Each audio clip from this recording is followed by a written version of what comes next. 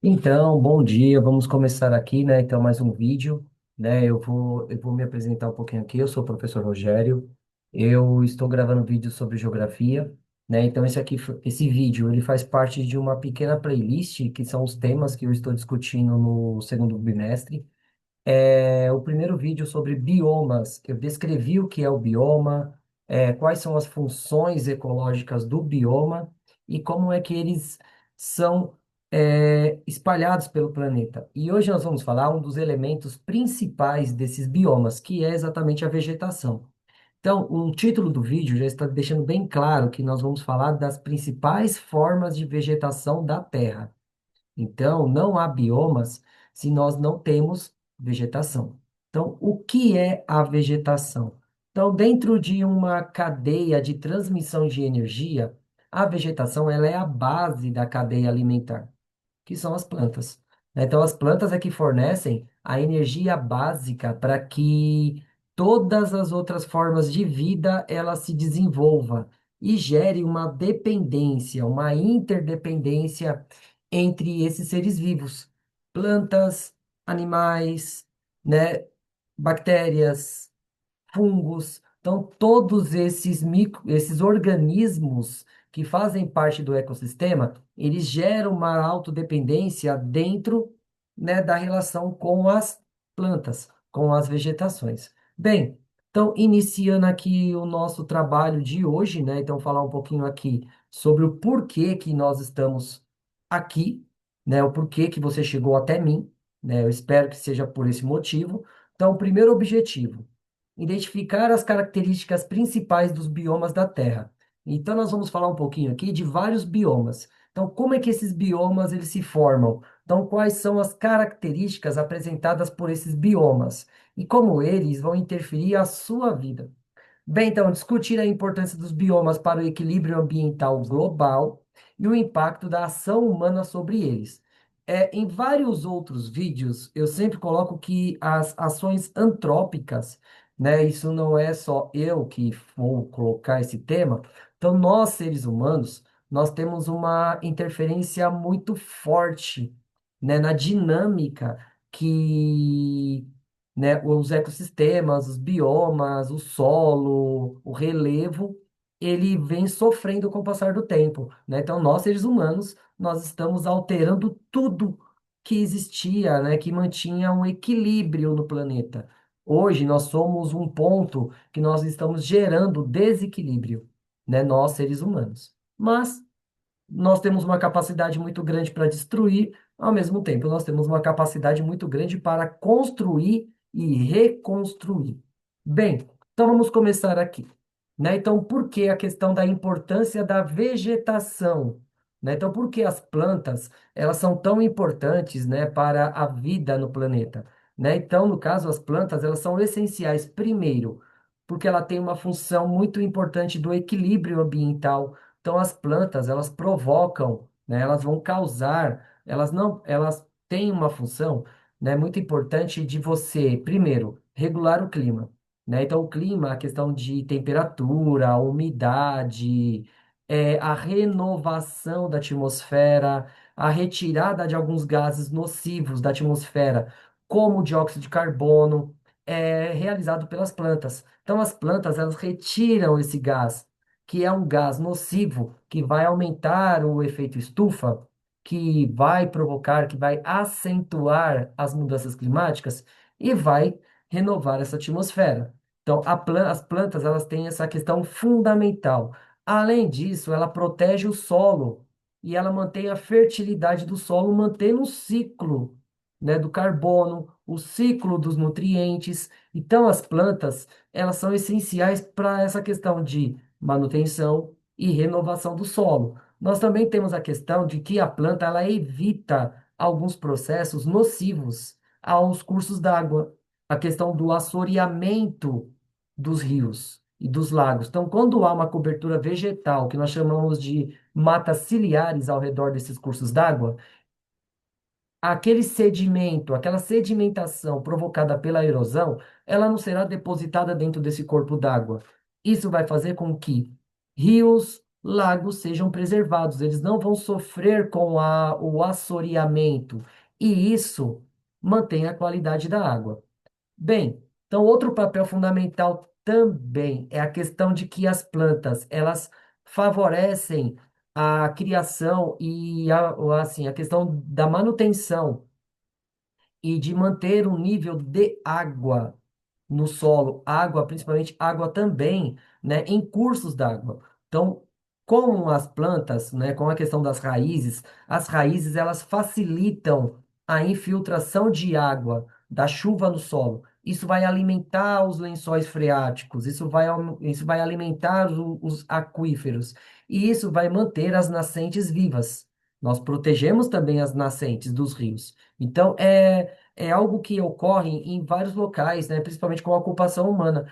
Quando nós retiramos a cobertura vegetal daquela região onde tem uma nascente de rio, o que ocorre com esse rio? Esse rio ele deixa de existir, né? Então essa nascente morre porque a planta ela protege, né, essa nascente e permite que ainda continue a correr água, né? Então a água ela corre quando ela está protegida. Quando no caso, né, ocorre a retirada dessa cobertura vegetal nativa, a água ela vai deixar de se infiltrar no solo e ela vai deixar de correr na forma de nascentes. Então, a vegetação também serve de abrigo e alimento para uma espécie, para uma quantidade muito grande, né, da fauna. Então, quanto mais rica, quanto mais variada uma vegetação, uma mata, mais rica e variada é a sua quantidade de animais, né, da biodiversidade que depende, né, dessa mata. E por fim, os recursos naturais que nós utilizamos no nosso dia a dia. Principalmente, nós temos muito que aprender com as comunidades tradicionais, com a comunidade indígena, com a comunidade quilombola, com as comunidades nativas que vivem naquela região. Porque é ali que eles retiram a base para a sua sobrevivência. Né? Então, nós temos a retirada de alimento, a retirada de medicamentos, de fibras e madeiras para a construção das suas moradias, que são moradias renováveis e muitas vezes coletivas, né? Então, dentro das comunidades indígenas brasileiras, é normal que as habitações elas sejam coletivas entre toda a tribo. E isso é essencial para nós entendermos como é que nós podemos usar esses recursos de uma forma realmente sustentável, né? Então, com isso, contribui para o bem-estar físico e a saúde mental também de sociedades. Então, quanto mais uma cidade ela se desenvolve, quanto mais nós prejudicamos, nós destruímos as nossas áreas verdes, pior é a saúde mental dessas pessoas. Então, a vegetação ela é também essencial para esse elemento básico do que é viver em sociedade. Bem, então nós vamos começar aqui pelo primeiro bioma, né? O primeiro tipo de vegetação que nós vamos falar um pouquinho aqui hoje, que é a taiga. A taiga, ela é conhecida como uma floresta boreal. Ela acontece principalmente no hemisfério norte do planeta, né? Então ali é uma zona intermediária, né? Entre o trópico e o círculo ártico. Então, nessa questão aí, é uma formação de vegetal, né, vegetais do planeta que ocupa uma vasta área do hemisfério norte, especialmente no Canadá, na Rússia, na Escandinávia e no Alasca. Ela se caracteriza por um clima frio e seco, com inverno longo, rigorosos e verões curtos e amenos. Então, a vegetação predominante, ela é de coníferas, como pinheiro, abetos e laríceos, que possuem folhas de forma de agulha, que são adaptadas para resistir ao frio e à escassez de água durante o inverno. Ah, como assim o inverno no hemisfério norte? É um inverno frio, né? Normalmente o ar frio, ele é um ar mais seco, né? Nós temos uma visão contraditória em algumas questões. Quando nós olhamos para o norte e nós vemos que o hemisfério norte, né, do planeta, que nós pensamos porque neva, porque há tempestades no inverno que parece que seja depósito de muita água, mas quando há esse tipo de tempestade, o ar ele não fica úmido, o ar ele é extremamente seco. né? Então, essas plantas, para que elas possam sobreviver a esses períodos de escassez de água, eles precisam se adaptar. E essas folhas em forma de agulha, também é importante que elas vão ser mais resistentes à temperatura baixa. Então, elas não vão se queimar, né? Elas vão se manter ali capazes de realizar o pouquinho de fotossíntese que ela pode, mas ela consegue manter o seu ciclo de sobrevivência mesmo em ambientes tão extremos. Bem, então o solo da taiga, ele é geralmente pobre em nutrientes, em muitas regiões permanece congelado durante muita parte do ano. Apenas em condições adversas, a taiga abriga uma fauna adaptada ao frio, incluindo ursos, alces, lobos, linces e diversas aves migratórias. Essa formação vegetal também tem uma importância ecológica, pois atua como um grande reservatório de carbono, então, carbono do planeta, ajudando a mitigar os impactos do efeito estufa ou das mudanças climáticas. Bem, as árvores, normalmente os pinheiros, elas são árvores centenárias, né? Então, elas são depósitos de carbono. Então, elas retiram o dióxido de carbono da atmosfera e ela usa esse dióxido de carbono para crescer, né? Então, normalmente, essa cobertura vegetal é uma cobertura vegetal muito densa, né? E muito alta. Então, isso faz com que ali tenha uma concentração muito grande de madeira, né? Quem gosta de desenhos animados, quem gosta de HQs, histórias em quadrinhos, nós temos vários personagens que eles usam, né, essa visão de um lenhador, uma pessoa que está ali para retirar a cobertura vegetal, né, que usa a, a mata da taiga, né, como uma forma de sustentação, né, de sustento, né? Um exemplo muito claro, quem gosta de Marvel é o Wolverine, né? O Wolverine ele vive nas matas, né, nas matas de pinheiro do Canadá, né? Então, é uma representatividade, uma exploração econômica muito forte ali, principalmente por conta da riqueza dessa madeira. Essa madeira, como os pinheiros são muito resistentes, eles são utilizados em muitas atividades humanas, como a construção civil, a construção de ferramentas, a construção, né, de infraestruturas, de móveis, né? Então, é um tipo de madeira muito valorizada e muito importante. Qual o maior problema? Retiramos essa cobertura vegetal da região. O solo ele vai se degradar, porque o que protege o solo da taiga é a presença da vegetação. Como nós pensamos, como sempre colocamos, a questão da ocupação humana, da exploração de recursos do ser humano, ele não é isento de nenhum impacto, né? Não há impacto zero, né? Então, quando nós realizamos atividades econômicas, né, nós provocamos essas alterações nos biomas, na vegetação, e isso vai ter impactos também, né, na sociedade. Principalmente sem essas plantas, nós diminuímos a capacidade de absorção de dióxido de carbono da atmosfera, e isso vai provocar o aumento do efeito estufa, que vai também alterar o ciclo das estações e prejudicando a renovação desse tipo de vegetação, né? Então tudo é um efeito em cascata. Você tira uma carta do castelo de carta, ele desaba. E é isso que acontece. Bem, então nós vamos falar de campos e estepes. Então, os campos e estepes são formações vegetais caracterizadas pelo predomínio de vegetação rasteira, principalmente por gramíneas, né, que são as gramas, os que nós chamamos aqui no, nessa região como se fosse mato, né? Então, são vegetações mais simples, mas não menos evoluídas. Então, com poucas árvores e arbustos. Apesar da semelhança entre as apresentações, existem formações, né, das estepes e dos campos em localizações geográficas diferentes. No caso aqui, a gente vai começar pelo Brasil, né? Então, o Brasil, ele tem estepes. Essas estepes são solos férteis, como os pampas da América do Sul. Os pampas, eles estão localizados principalmente na região do Rio Grande do Sul, no Brasil, na Argentina e no Uruguai, né? Então, essas regiões, elas são áreas ideais para a agricultura e a pecuária, devido à riqueza do solo, porque o solo ele já se desenvolveu muito bem. São solos que passaram pelo processo de intemperismo, e isso faz com que ele tenha uma composição química, uma composição biológica muito interessante para a agricultura, né? Então, nesse caso, né, existe a substituição da mata nativa, que são essas gramíneas, por produtos como a soja, o milho, o arroz, né? Grande parte do arroz que é consumido no Brasil, ele é produzido no Rio Grande do Sul,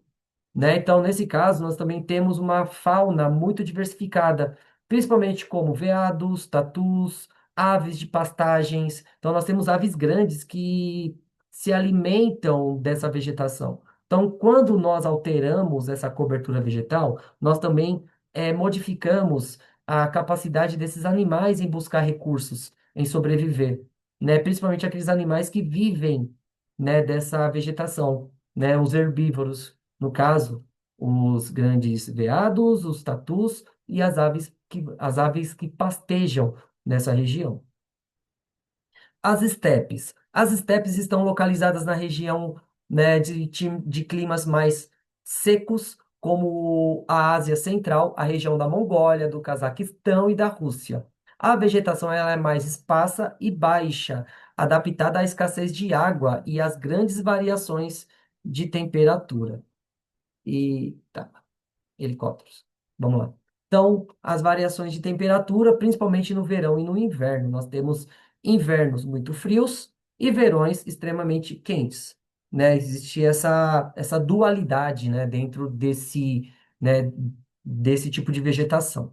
Nessas áreas, a agricultura é muito limitada, porque o solo ele não apresenta uma evolução significativa, mas é um tipo de solo muito adaptado para a criação de animais como cavalos, ovelhas, e isso é comum na região. Então, os mongóis, né, a região ali da Mongólia, aqueles que viveram na Mongólia, eles têm uma habilidade muito importante no trato com cavalos, né? Então, eles têm esse domínio, né? Tanto é que uma das armas mais utilizadas para a expansão da Mongólia na China, né, o Império Mongol, ele ganhou uma grande proporção quase chegando na Índia, né? O Gengis Khan, entre outros grandes líderes mongóis, eles têm uma arma muito importante que os outros povos não dominavam, o cavalo, né? Então, o cavalo, a questão de domesticar, de criar, então, aquela região ela é a ideal para esse tipo de atividade econômica, a criação de animais, como cavalos e ovelhas. Ah, professor, mas não dá para criar bovinos? Né? Os bovinos eles não se adaptam muito bem àquele tipo de clima, e isso prejudica a sua criação. Bem, ambas as formações são importantes para o equilíbrio ecológico, pois ajudam a conservar o solo, a armazenar carbono, todo tipo de vegetação ele tem um papel fundamental para o sequestro de dióxido de carbono da atmosfera e para manter a biodiversidade e as espécies adaptadas ao ambiente aberto, né? Então, os animais que não precisam de refúgio para se manter vivo. Então, é interessante nós pensarmos nesse tipo, né, de biodiversidade. Além disso, tem o valor econômico-cultural para a população que vive nessa região. Então, esses animais, eles vão passar a fazer parte da cultura daqueles povos. Como eu expliquei a questão do cavalo para os mongóis, as ovelhas, né, entre outros animais que vão ser utilizados para a sua atividade econômica e a sua atividade cultural. Bem, a tundra é um tipo de vegetação que ela cresce no extremo norte do nosso planeta. Então, parte norte do Canadá, a parte mais ao norte da Rússia e também da Europa, dos países escandinavos. Então, é uma formação vegetal típica polar, né? Então, ela está presente no Canadá, no Alasca, na Groenlândia, na Escandinávia, na Sibéria. É marcada pela temperatura extremamente baixa, ventos fortes e solo permanentemente congelado, que nós chamamos de permafrost. Então, o permafrost é um tipo de solo que ele é congelado e ele reúne uma grande quantidade de matéria orgânica presa ali dentro, né? Quanto menor a temperatura, menor a decomposição dessa matéria orgânica. Também por conta que esse solo, ele é muito frio, ele é congelado durante todo o ano. Isso dificulta o crescimento de árvores, Por esse motivo, a vegetação da tundra, ela é composta por musgos, que é um tipo de vegetação bem, né, bem específica. Confundem musgo com fungos, mas o musgo e o líquen é um tipo de vegetação que cobre as rochas. E elas vão, aos pouquinhos, tirando os nutrientes das rochas e provocando o intemperismo, né? Desgastando essa rocha, decompondo essa rocha. E por conta de uma temperatura muito baixa, eles não têm uma velocidade tão alta de crescimento, né? No caso, por conta da falta de radiação solar, né? E pequenos arbustos, todos adaptados a um curto período do crescimento no verão. Então, só em apenas alguns meses do ano, né? Bem poucos meses, a radiação solar. Isso faz com que o solo ele se desgaste uma camadinha bem superficial, permitindo com que essa vegetação ela se desenvolva, mesmo, né, em pequenos períodos, né? E isso faz com que, né, aquela região ela tenha uma importância muito grande, principalmente para manter a cobertura vegetal. Bem, então, apesar das condições severas, a tundra, ela abriga uma fauna resistente, como ursos polares, renas, lobos, lebres árticas e aves migratórias, que se reproduzem ali durante o verão. Essas formações vegetais têm grande importância na ecologia, pois o permafrost ele armazena uma grande quantidade de carbono e de matéria orgânica. Isso quer dizer o seguinte, que se nós aquecermos esse solo, o permafrost, também nós vamos liberar outro tipo de gás, que ele se forma ali, que é o metano. Então, o metano ele está ali paradinho ali naquele local. Se nós aquecemos, esse solo ele vai derreter e o metano ele vai ser liberado na nossa atmosfera. Isso vai causar o quê? Um aceleramento no aquecimento global. Principalmente porque o metano é um gás muito mais nocivo ao efeito estufa do que, né, o dióxido de carbono, por incrível que pareça, né? Então, nesse caso, se nós não paralisarmos ou mitigarmos os efeitos do derretimento do permafrost, nós teremos muitos problemas com as mudanças climáticas.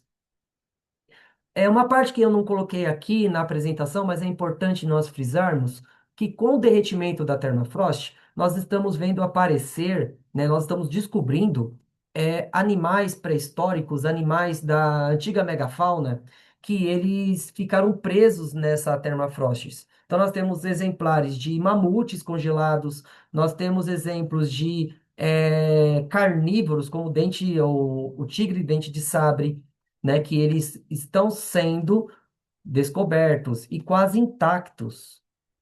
Isso é bom e ruim ao mesmo tempo, porque nós estamos descobrindo coisas que antigamente nós não tínhamos uma noção. Mas, por outro lado, nós temos essa questão do clima, né? Então, o clima ele está se alterando, né? Então, nesse caso, a tundra, ele é um indicador sensível das mudanças climáticas, pois qualquer alteração na temperatura afeta diretamente a sua vegetação, fauna e equilíbrio ecológico. Além disso, ela sustenta uma comunidade humana tradicional, como, né, os Inuits, que nós chamamos vulgarmente de esquimós, como os povos, né, esses povos do hemisfério norte, que depende dos recursos naturais para a sua sobrevivência.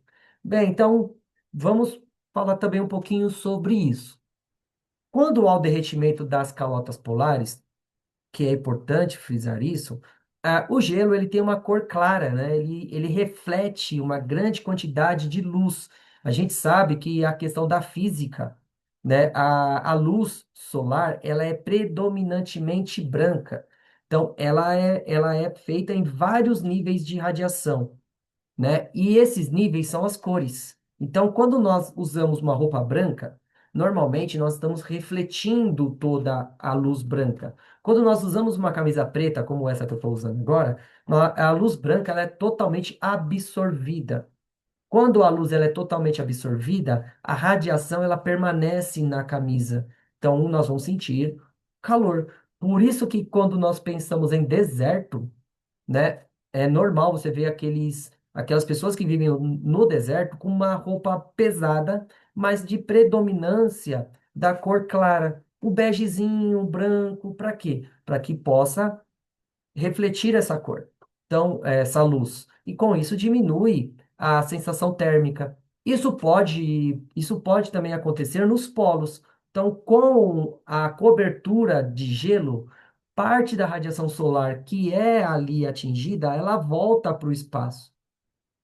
Quando nós tiramos a cobertura do gelo, né, por conta do derretimento das calotas polares, esse solo ele vai começar a ter a presença de vegetação, como musgo, como arbustos, e isso vai fazer com que a cor ela vai alterar a questão de você absorver essa radiação.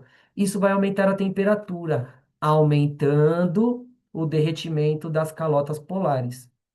Então, é um efeito em cascata. Eu mexo numa coisa, vou alterar outra, que vai alterar outra, que vai alterar outra, isso vai chegar até nós, né? Então, isso é essencial de nós pensarmos. Por isso que eu gosto de trabalhar muito bem detalhado as coisas, porque aí nós desmistificamos uma porrada assim, de discursos mentirosos, né?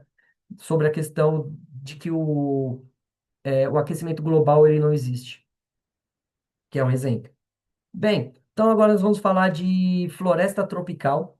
O Brasil é um país que ele tem uma das maiores reservas, né, da floresta tropical, né? Então, nesse caso, as florestas tropicais ou equatoriais, quando ela se forma ali próximo da linha do Equador e próximo dos trópicos, né? O Brasil, nós estamos na linha do Equador e o Trópico de Capricórnio, né? Então, nós temos esses dois meridionais aí, essas duas linhas imaginárias que nos colocam em uma região privilegiada climaticamente falando, né? Então, nesse caso, a floresta equatorial é uma formação vegetal rica e complexa, principalmente por conta do clima, que é um clima úmido durante a maior parte do ano, como chuvas abundantes, temperaturas elevadas e estáveis. Então, são temperaturas que não sofrem alterações durante o ano, né? Então, a temperatura média ao norte do Brasil, ele nunca vem abaixo dos 20 graus,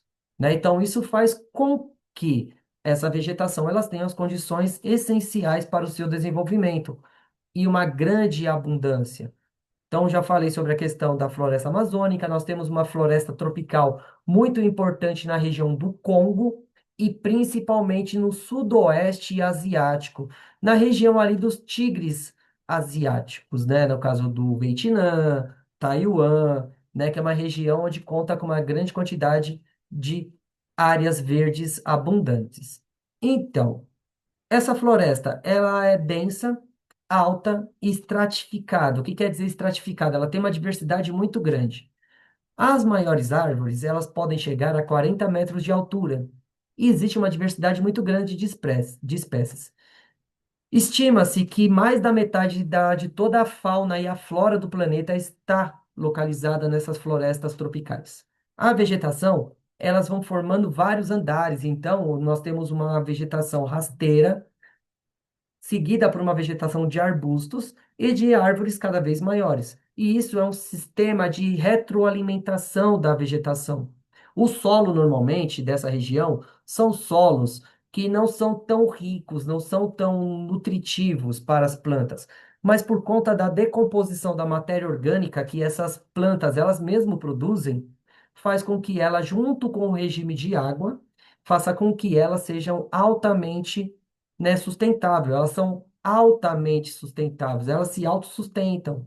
A decomposição da matéria orgânica, isso faz com que essas árvores tenham as condições para que cresçam. Principalmente por conta dessas variações de vegetação, se criam microambientes. Nós temos animais que se desenvolvem no solo dessas florestas e nós temos animais que se desenvolvem até a copa das árvores. Tanto é que nós temos uma quantidade muito grande de espécies de insetos e de animais que estão sendo descobertos hoje por conta, né, dessa dificuldade de você estudar a capacidade total de uma floresta tropical, né? Então, toda vez que uma expedição ela vai até a Amazônia, ela volta com algumas descobertas novas. E isso é essencial de nós entendermos a riqueza da biodiversidade que nós temos e ao mesmo tempo nós destruímos. né? Então, a floresta tropical ela tem um papel fundamental para a regulamentação do clima. Então, primeiro, essa floresta ela sequestra uma quantidade imensa de dióxido de carbono. Então, para que ela cresça, ela precisa realizar a fotossíntese. Então, ela vai retirar o dióxido de carbono, né, da atmosfera. Esse dióxido de carbono, ele é usado para a planta se desenvolver e, por um outro lado, essa planta ela devolve oxigênio. Um outro ponto também importante é a questão que nós chamamos de rios voadores, que é o seguinte, essas plantas elas vão ter o processo de evapotranspiração. Tanto é que eu peguei essa imagem, que é uma imagem que mostra uma névoa sobre a vegetação. Isso é um exemplo, né, da evapotranspiração, que é o ciclo da água. Então, ele retira uma quantidade muito grande de água do solo e coloca na atmosfera. Dependendo das correntes atmosféricas, essas nuvens vêm parar no Sudeste. Então, parte da água que existe aqui no Sudeste, nós devemos agradecer muito à Amazônia. Se não fosse a Amazônia, aqui a região do Sudeste seria um deserto. É só nós fazermos uma comparação, né, na latitude, né, na latitude onde nós estamos. Se nós fizermos um paralelo com a África, qual é o tipo de vegetação que existe na África? Nessa mesma latitude, né? Nessa mesma localização que nós estamos no planeta. Então, qual é o tipo de vegetação, né? Não é uma vegetação tão abundante como a vegetação da Mata Atlântica, né? Que nós destruímos também, né? Então, nesse caso, as plantas, elas têm essa capacidade, né? De ajudar na regulamentação do clima, né? Da regulação do clima.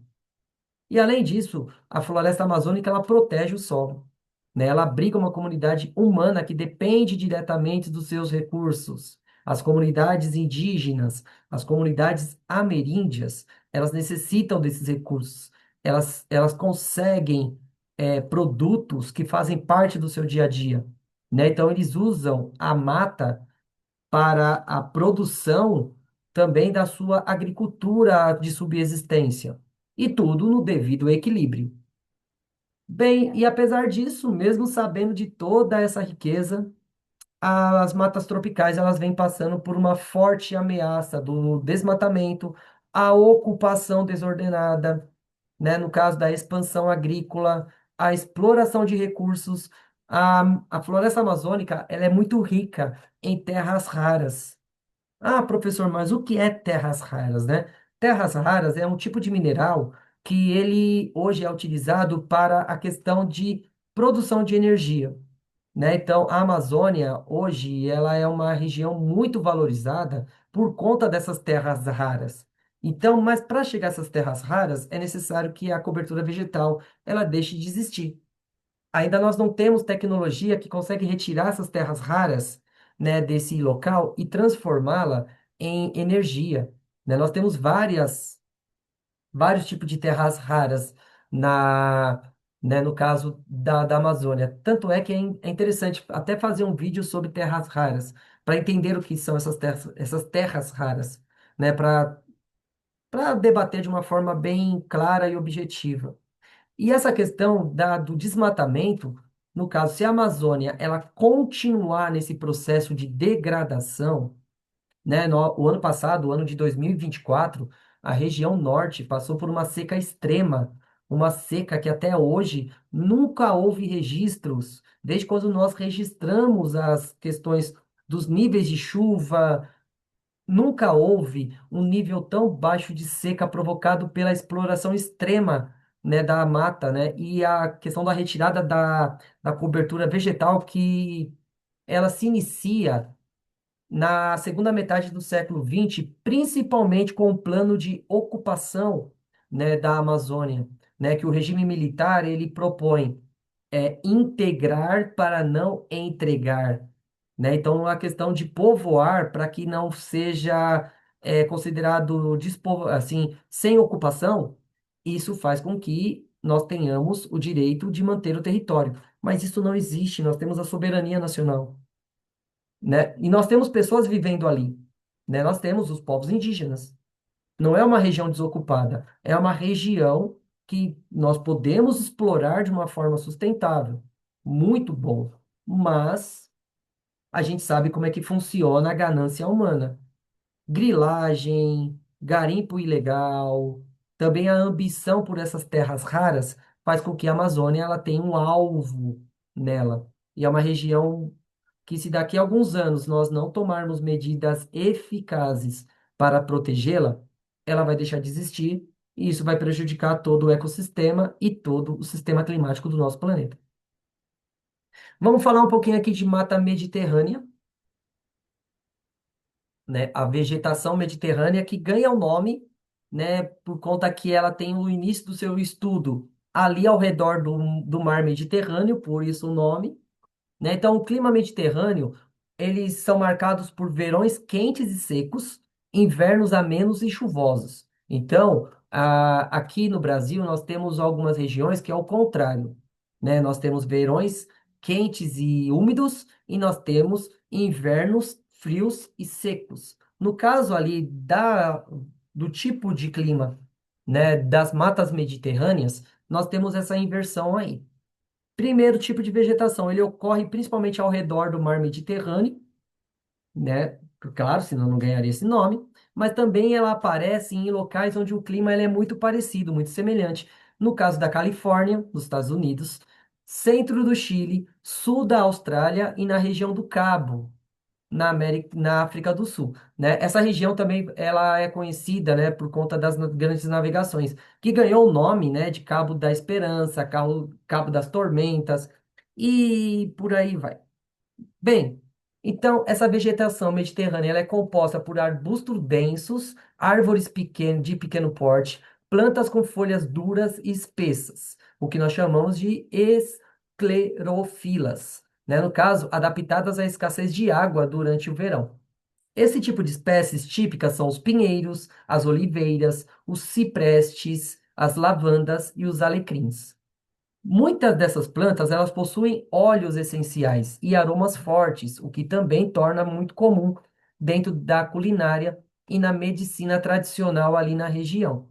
Essa vegetação tem grande importância ecológica, principalmente por conta da manutenção do solo. E também tem a ver com a questão do desenvolvimento econômico, né? O azeite durante a Idade Clássica, né, gregos, eles usavam o azeite, né, os povos mediterrâneos usavam o azeite como uma moeda de troca durante a Idade Clássica, porque o azeite, ele era um óleo natural, e eles não conheciam a soja naquele período. E o óleo de azeitona, o óleo de oliva, ele é muito valorizado na culinária, mas também durante a Idade Clássica, ela usava como combustível para que as casas gregas elas fossem iluminadas, né? As famosas lâmpadas, né? Colocavam lá o óleozinho dentro da lâmpada, um paviozinho e acendia, né? Porque eles não conheciam ainda um outro elemento que depois vai ganhar força na Idade Média, que é a parafina. Eles não conheciam a parafina naquele período. Bem, então vamos lá. Então, para proteger o solo da erosão, então com a cobertura vegetal, a erosão não ocorre. A produção de artigos econômicos como o azeite, o vinho, ervas aromáticas e a madeira, né? A madeira principalmente do cedro, o ciprestes, nós podemos também chamar de cedro. O cedro, ele é um tipo de madeira muito utilizada durante as navegações, né? As navegações no Mediterrâneo, que foi liderada, que foi iniciada pelos povos, agora me fugiu o nome, meu pai do céu. Daqui a pouco eu lembro. Os gregos também usavam muito cedro. Os povos que viviam na região da Síria. Tá, até o finalzinho eu lembro. Então, no caso, né, essa árvore ela era muito importante na produção de navios, né? No caso, o cedro. Povos sírios, né? Não, a Síria tem esse início. Daqui a pouco eu lembro.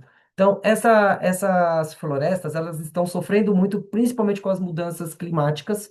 Então, nós estamos presenciando que essas matas, as matas mediterrâneas, a vegetação mediterrânea, ela está sofrendo por conta da elevação, do aumento de períodos secos, e isso vai provocar incêndios, né? E principalmente com a exploração extrema do território, como essa vegetação ela está em locais privilegiados, normalmente no litoral, são regiões é, muito interessantes para a construção e para o turismo, né? Então são regiões que são ocupadas, né, pelos povos, pela urbanização. Tanto é que esse fim de semana aqui nós teremos o Grande Prêmio de Mônaco, né, que é uma cidade que retirou a cobertura vegetal mediterrânea para construir o Principado, né? Então, isso tem um problema sério ali na região.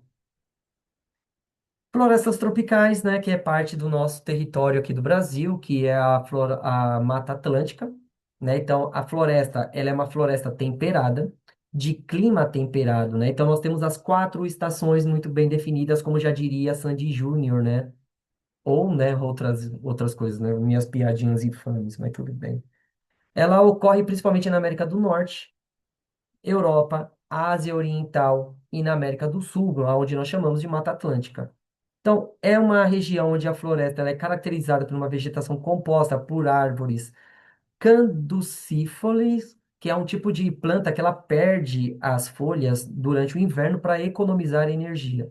Então, elas perdem as folhas, então ela não vai produzir, ela não vai realizar a fotossíntese, mas por outro lado, ela não gasta energia para que haja esse processo. Então, ela cresce muito durante o verão, durante o inverno, ela dá um tempinho ali, ela entra no processo de hibernação. Bem, então, as espécies vegetais mais comuns são o carvalhos, as faias, os boldos, as betulas e as castanheiras, além dos arbustos e plantas herbáceas, né, e dos os subbosques.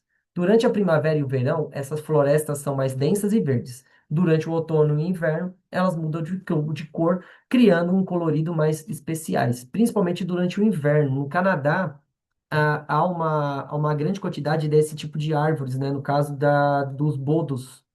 O que é o bodo? É aquela folha que está na bandeira do Canadá, que eles retiram a seiva dessa árvore para fazer um xarope muito rico em açúcar, né? Tanto é que nos Estados Unidos e no Canadá existe um grande consumo desse xarope de bodo, né, que é um tipo de cobertura para os alimentos, né, naquela região. Isso foi uma tradição trazida pelos indígenas, né, principalmente na região do Canadá, né? Então, essas florestas tropicais, elas também têm uma importância muito importante por abrigar uma biodiversidade de animais, como veados, raposas, ursos, aves, insetos. Elas também contribuem para a regulamentação do clima, o controle da erosão do solo, que todas as matas elas usam, o armazenamento de carbono, que também é essencial. Além disso, é uma fonte importante de recursos naturais renováveis, como madeira, fruto e plantas medicinais madeira, né? Então nós temos assim, essas madeiras são muito resistentes por conta desse processo de hibernação, né? Então esse tipo de madeira, ela não se degrada com uma velocidade, né? Então elas são ótimas para a exploração humana. Vegetação de montanhas, né? Então, agora nós vamos falar um pouquinho de altitude. Não confunda altitude com latitude. Então, latitude, quanto mais nós vamos ao norte ou ao sul, nós estamos aumentando a latitude. Quanto mais próximo do zero, maior a quantidade de radiação solar. Quanto mais próximo do 90 graus ao norte ou 90 graus ao sul, menor a quantidade de radiação solar. No caso da altitude, nós temos características muito particulares nessas altitudes, né? Nós temos a questão dos desdobramentos, né, geológicos, né? No caso, nós temos as movimentações das placas tectônicas que provocaram essas elevações. No caso, a Cordilheira dos Andes, as montanhas rochosas do Canadá, nós temos o Himalaia, nós temos os montes Pirineus, né, na Europa, ali dividindo a Península Ibérica da Europa Central. Nós temos também desdobramentos muito importantes na África, né, o Monte Kilimanjaro, né, na África, que é um resultado desse choque de placas tectônicas. E isso cria habitats muito específicos, né? Nesse caso, nós temos condições extremas nessas montanhas. Normalmente, essas montanhas, quanto mais alto nós subimos, menor a temperatura, menor a radiação solar. Então, isso influencia diretamente no desenvolvimento da sua vegetação. Influencia muito. Bem, então, no caso, a vegetação de faixa altitudinais, né? Então, quanto mais alto, ela é chamada de zonas de vegetação. No caso do tipo de vegetação produzida em montanhas, ela é uma mescla de todos os tipos de vegetação, dependendo da altitude. Então, na base da montanha, nós temos uma cobertura vegetal muito próxima assim, da vegetação temperada ou tropical, dependendo da onde essa cadeia de montanhas ela se encontra. Vou usar como exemplo a Cordilheira dos Andes. A Cordilheira dos Andes, ela nasceu a partir do choque da placa tectônica da América do Sul com a placa tectônica de Nazca. Houve a elevação da Cordilheira dos Andes. Então, se nós observarmos do lado do Brasil, né, do lado dali que nós temos o Brasil, ele faz parte, ele é vizinho, né, de países que são apreciados, que contêm parte da Cordilheira dos Andes. Nós vemos que a vegetação desses países, como a Colômbia, a Venezuela, a Bolívia, ela tem muito a ver com a vegetação tropical, né? Então, tanto é que a Amazônia mesmo, ela corresponde à maior parte no Brasil, mas ela também está presente nesses países. Então, nos pés da Cordilheira dos Andes, ela apresenta um tipo de vegetação muito próximo da vegetação tropical. E isso faz com que, com o passar da altitude, essa vegetação ela vai se alterando, chegando ao tipo de vegetação temperada, depois a vegetação, né, no caso da taiga, e assim vai indo, chegando até ao topo dela, onde o solo normalmente ele é mais rochoso, porque ele não passou pelo processo de intemperismo. Voltando um pouquinho rapidinho sobre isso. O que é o intemperismo? É quando a rocha ela sofre o processo de desgaste com água, produtos, né, a questão de reação química, né, no caso, o níquel, né, ele vai decompor a rocha também, porque ele vai depositar artigos, químicos dessa rocha, vai decompor essa rocha, e isso vai fazer com que haja a sedimentação. Vai criar uma camada muito superficial de solo ao redor da pedra mãe, né, da rocha mãe, que é a montanha.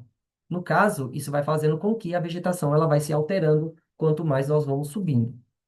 As plantas da montanha geralmente são resistentes ao frio, ao vento e à radiação solar intensa, porque não há uma cobertura vegetal que proteja alguns tipos de planta. Então elas têm que se adaptar. Como também os animais. Os animais eles se adaptam a essa questão da altitude. Nós sabemos também que quanto mais nós vamos subindo na montanha, a nossa atmosfera ela vai ficando cada vez mais rarefeita.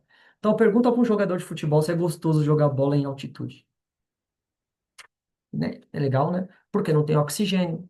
Sem oxigênio, a atmosfera sem a quantidade de gases que nós temos ao nível do mar, essa, essa atmosfera, ela vai ficando menos densa. Isso vai, isso vai fazer com que a bola ela corra mais rápido. Isso também é importante para nós pensarmos o desenvolvimento dos animais e de estratégias que nós, seres humanos, nós utilizamos para viver lá nas regiões. Os povos incas, né, eles consumiam uma folha de uma planta que é a folha de coca. Então, a folha de coca é um tipo de planta que quando nós mastigamos essa folha, ela aumenta a capacidade do sangue em absorver oxigênio. Por isso que os povos que vivem ainda na Cordilheira dos Andes, eles consomem muita folha de coca. Por quê? Porque nós temos que aumentar a capacidade de oxigenação. E isso é obtido pelo consumo da folha de coca. E como qualquer mata, nós temos que pensar que essa vegetação, ela ajuda na erosão do solo, na regulamentação da água, lembrando que a maior parte dos rios eles nascem em regiões de elevação. Eles nascem ali. A maior parte das nascentes dos rios, né, do Rio Amazonas, do Rio Negro, do Rio Solimões, ele nasce fora do Brasil. Ele nasce em regiões próximas à Cordilheira dos Andes e ele vem correndo até o Oceano Atlântico, né? O Amazonas, ele depende muito, né, dessa região também. Se nós desmatamos, se nós destruímos essas regiões, também vai causar problemas para, né, a formação desses rios. Então, eu não vou me importar com o que os bolivianos, com o que os peruanos, os colombianos fazem com as suas matas nativas, mas isso vai afetar nós também. Como também afeta eles se nós também destruirmos a nossa. Nós estamos em uma comunidade interdependente, nós precisamos um do outro. Não tem como negar isso. Não tem. Isso que é importante pensarmos sobre isso. As savanas, né? Savanas, prometo que estou acabando. Então, savanas são formação vegetal típica, né, da região do clima sazonal, né? Então, o que isso quer dizer? Tem duas estações muito bem definidas: uma estação de chuva, uma estação de seca.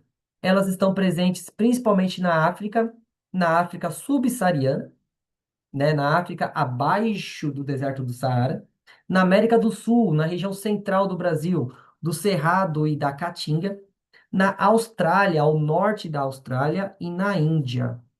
Então, a vegetação da savana é composta principalmente por gramíneas altas, arbustos e árvores esparsas, muitas vezes com troncos retorcidos e raízes profundas, adaptadas a resistir à seca e ao fogo natural. Né? Então, essas árvores, normalmente, eles têm uma casca muito mais consistente, uma casca mais forte. Por quê? Quando há um incêndio, essa casca ela pode sofrer o processo de carbonização, ela vai se tornar, ela vai queimar, ela vai se tornar um carvãozinho ali, a carbonização, e mesmo assim a planta ela não morre, né? Ela se renova, ela é forte, é um tipo de vegetação que nós podemos comparar, né, nas suas devidas proporções, com o povo sertanejo, né? Então, o povo sertanejo que consegue se adaptar àquelas regiões tão extremas, com pouco regime de água na região do sertão, né? Existe um livro muito importante no Brasil da literatura, que é o Vidas Secas, que retrata essa adaptação, né? E valoriza esse povo que vive ali em equilíbrio com aquela situação. E essas adaptações, elas permitem a vegetação de que se regenere, né? Então, ocorre uma queimada, o solo ele é limpo, ou aquelas plantas que estão no processo de... Ele morreu, a planta morreu, ela está seca, ela vai queimar. Isso possibilita com que aquele solo ele se renove. Aquela vegetação ela vai se renovar com uma velocidade maior, né? E isso possibilita a renovação daquele tipo de vegetação. Isso não quer dizer que nós temos que substituir a vegetação, que é um tipo de vegetação que ela se adaptou àquelas condições. Então, é errado nós pensarmos que existem plantas mais evoluídas e plantas menos evoluídas. Se você pensar numa orquídea, uma orquídea ela é mais evoluída do que um cacto. Qual a diferença das duas? É só a estética, mas as duas têm a mesma capacidade evolutiva, porque cada uma evoluiu a partir das suas características de meio ambiente. Então não há mais evoluído e menos evoluído. Essa visão de superioridade, vamos dizer assim. Bem, então as savanas ela tem uma grande importância na ecologia e na economia. Elas abrigam uma rica diversidade, incluindo grandes mamíferos como elefantes, girafas, leões, antílopes na África, além de aves, répteis e insetos em algumas regiões. Também são fundamentais para o ciclo da água, recarregando os aquíferos, porque são solos que eles não têm muita retenção de água, ele não retém muita água. Isso faz com que essa água ela entre para os aquíferos e regulamenta o clima da região. Nos aspectos econômicos, ele é utilizado para uma agricultura extensiva e em algumas regiões uma agricultura, mesmo que esse solo ele não seja o adequado para a agricultura, que necessita a correção desse solo, uma fertilização desse solo. Nós precisamos trazer matéria orgânica. Muitas vezes esse solo, eles têm uma capacidade, eles são solos muito salinizados, são solos que têm uma quantidade muito grande de sódio, e isso dificulta o crescimento de algumas plantas. Então nós precisamos da correção desse solo. Então, apesar da resistência, né, natural, as savanas estão ameaçadas pelo avanço da agricultura intensiva, o desmatamento, o uso do fogo para o manejo da agricultura, também a retirada dessa vegetação para a produção de carvão vegetal. Então, muitas vezes, É chato falar isso, mas vamos dizer o seguinte, vai, o carvãozinho que nós usamos para fazer o nosso churrasco de fim de semana pode ser que tenha vindo de lá, né? Então também nós temos esse problema. E o que pode comprometer a biodiversidade e a ecologia, né? Um exemplo da questão da água, né? Então, um dos rios mais importantes do Brasil, que é o São Francisco, ele nasce na região do Cerrado de Minas. Então, se nós desmatamos aquela região, se nós danificamos aquela região, nós estamos matando um dos principais rios do Brasil, que é o São Francisco, que é um rio chamado do Rio da Integração do Brasil, que integra o interior ao litoral. Então, é importante pensarmos nisso, nas mudanças de comportamento e buscar outras alternativas, né, para melhorar os fatores econômicos. Não adianta eu expandir a agricultura de uma forma grande e eu vou acabar com tudo, com os recursos hídricos, com os recursos minerais, com os recursos orgânicos que o nosso território ele tem. Então nós temos que pensar com carinho sobre isso. Desertos. Então, desertos, como o nome já está dizendo, são regiões áridas e semiáridas. Então, são regiões que têm pouca água, onde a precipitação anual é muito baixa, né? Geralmente inferior a 200 milímetros por ano, 250 milímetros. Aqui na região de São Paulo, normalmente 250 milímetros é o que nós esperamos que chova em alguns meses, como o mês de outubro, novembro, dezembro, janeiro, fevereiro, março é um mês, né, como diz o Tom Jobim, né, as águas de março fechando o verão, é uma região, uma estimativa de chuva maior. Mas no deserto chove num ano, né, uma quantidade muito próxima do que aqui na região sudeste nós esperamos que chova durante um ano ou durante um mês. Na região desértica chove isso em um ano. Então, apesar dessa imagem, né, dessa imagem comum de vastas áreas áridas, o deserto também pode ter uma grande diversidade de solos, incluindo solos rochosos, pedregosos ou cobertos de sal. Ah, professor, mas tem deserto com sal? Tem. O deserto do Atacama é um exemplo na América do Sul. Muitos alunos, muitos estudantes, quando eu falo que a América do Sul tem um deserto, eles falam, professor, você está doidão, né? Não, é a questão de que houve as mudanças. Quando houve a elevação da Cordilheira dos Andes, nós tivemos também a elevação de parte do oceano. Então, essa água que ficou capturada nesse processo, ela vai evaporando com o passar do tempo, restando o que no solo? O sódio, o sal, né? E isso é a formação do deserto salgado, né? Do deserto de sal. A vegetação, ela é escassa, ela é esparsa, ela é altamente adaptada às condições extremas de calor, no caso, um cacto, né? Então, pense em deserto, logo se pensa em um cacto, por conta da falta de água. Então, eles têm que se adaptar a essas condições da água, né? Tanto é que um episódio muito interessante, que sempre eu vou falar sobre isso, é a questão do maná, né? O maná que foi relatado na Bíblia, né? Então, o maná poderia ter sido um tipo de vegetação, um tipo de fungo que ele se desenvolve nas noites do deserto. Ele cresce na noite e quando ocorre o nascer do dia, esse maná ele morre porque não suporta a radiação solar. Mas ele é um tipo de vegetação que também pode ser consumido, né, pelo ser humano. Então, esse tipo de plantas, eles possuem raízes profundas, porque eles buscam raízes em regiões mais profundas do solo. Tanto é que quando nós falamos em oásis, esses oásis são reservatórios de água subterrâneo no deserto que essas plantas elas utilizam para a sua sobrevivência. Normalmente, ela tem folhas reduzidas ou transformadas em espinhos, né? No caso dos dos cactos, as folhas são esses espinhos. Então, o corpo dele já é cheio de clorofila para poder realizar a fotossíntese. Então, ela não precisa de folhas. Então, uma forma de proteger, ela cria os espinhos nos lugares de folhas. Então, isso reduz a transpiração, né? Essa transpiração dessas plantas, elas não ocorrem como em outras plantas, né? Então, elas são adaptadas a esse período seco. No caso aqui da ecologia, o deserto ou região semiárida, né? Ela é uma importância significativa para o ecossistema. Elas abrigam espécies únicas, como camelo, largatos, roedores, insetos especializados. Um do mais interessante é o escaravelho, né? Que ele é retratado na sociedade egípcia como uma divindade.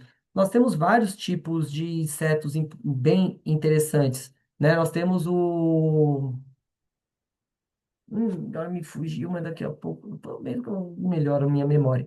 Mas nós temos vários insetos que utilizam esse local para, né, para o seu desenvolvimento. Eu usei essa imagem porque essa imagem eu achei ela bem integrante, que ela me intriga, ela é intrigante sobre essa questão desse laguinho aí que vocês estão vendo aí nessa imagem. Esse laguinho, ele é de água salgada, né? Então esse lago ele está evaporando e essa parte branca é o sal que ele está sendo concentrado ali pela falta de água. Então é um exemplo aí bem interessante de deserto. Esse é um deserto de altitude, tá, gente? Então nesse caso o deserto ele tem um papel essencial no controle climático e principalmente sobre a questão, né, da circulação atmosférica. Como assim? Desertos acumula muita temperatura, é regiões quentes. Então, ar quente, a atmosfera, ela tem uma movimentação diferente. Existe a substituição do ar quente por ar frio. Então, existe a circulação atmosférica, massa de ar quente, massa de ar frio, gerando a circulação atmosférica. No entanto, o deserto enfrenta ameaças na desertificação, que é a degradação de áreas semiáridas pelo ser humano, como a Caatinga, né, no Brasil, que são regiões semiáridas, né, como a questão do desmatamento, do sobrepastoreamento. Então, eu tiro a cobertura, a pouca cobertura vegetal nativa que eu tenho ali. Eu retiro e planto outra coisa, vai gerar o desgaste e isso vai gerar muitos problemas. Aí, assim, o uso inadequado do solo e a transformação da região em áreas produtivas. Nesses últimos anos, ocorreu uma coisa muito interessante que eu acho que foi em 2023, no Catar. Houve uma chuva torrencial no Catar. Isso provocou inundações nunca vistas ali. Isso é fruto do quê? Isso é fruto das mudanças climáticas que o nosso planeta ele vem sofrendo, né? Então, isso mostra como é que essas vegetações hoje elas são essenciais, principalmente para manter, né, o sistema da nossa vida. Então, para a gente finalizar aqui, agora é com você. Então, qual desses biomas é o mais preservado e o mais degradado? Se nós levarmos em condição, há um tipo de vegetação que ainda é preservado ou eles são totalmente degradados? E no Brasil, qual deles existem? Qual o tipo de vegetação que eu acabei de falar, eles existem no Brasil, né? Então, quais deles? Então, gente, com isso aqui eu vou finalizando, né? A gente trabalha pra caramba, né? Então, né, com isso eu vou aqui finalizando o vídeo, vou pedindo para vocês, se você chegou até aqui, se você gostou do meu trabalho, se você gostou do meu vídeo, entre no canal, se inscreva, curta, compartilhe, comentem, né? Porque o engajamento é muito importante para que ele chegue a mais pessoas. E assim eu vou melhorando aos poucos a capacidade desse canal assim, furar a bolha da internet. Muito obrigado, gente. Até a próxima e vamos estudando aí.